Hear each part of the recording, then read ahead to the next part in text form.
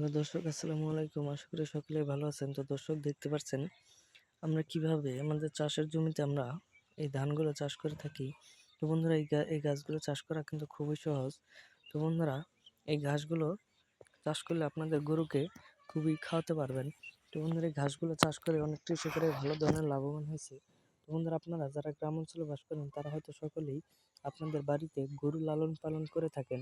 তো বন্ধুরা, যারা যারা গরুগুলো লালন পালন করে থাকেন তারা হয়তো সকলেই কিন্তু গরুর জন্য ঘাস কেটে থাকেন এবং ঘাস কেটে আপনাদের গরুকে খাওয়াই থাকেন। তো বন্ধুরা, আপনারা যদি নিয়মিত এই ঘাসগুলো যদি চাষ করতে পারেন বা এই ঘাসগুলো নিয়মিত খাওয়াতে পারেন, তাহলে বন্ধুরা আপনাদের গরুগুলো খুবই বড় বড় হবে এবং খুবই সার হবে। আপনাদের গরুতে প্রচুর পরিমাণে ভিটামিন হবে। তো বন্ধুরা, আপনারা অবশ্যই এই ধরনের ঘাসগুলো খাওয়াবেন এবং এই ঘাসগুলোর নাম হচ্ছে পাটসুতা গাছ। তো বন্ধুরা, এই পাটসুতা গাছগুলো চাষ করলে ভালো ধরনের লাভবান হতে পারবেন এবং অনেক দামে এই গাছগুলো বিক্রি করতে পারবেন।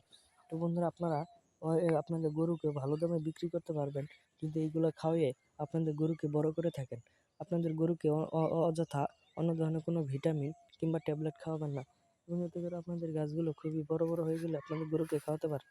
তো বন্ধুরা, আমাদের ভিডিওটি ভালো লাগলে অবশ্যই চ্যানেলটি সাবস্ক্রাইব করে দেবেন। ধন্যবাদ সকলকে। সকলে ভালো থাকবেন। আসসালামু আলাইকুম।